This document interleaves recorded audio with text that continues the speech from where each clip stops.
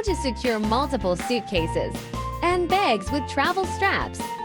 First, open the buckle and secure it to the long rope.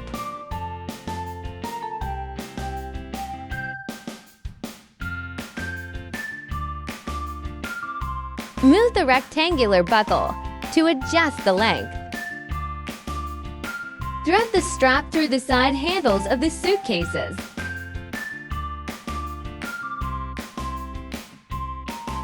Fasten the buckle. Second, choose the short straps. The length is also adjusted by moving the rectangular buckle. Fix the suitcase by the handles on the top. Choose another short strap. Fix more handles.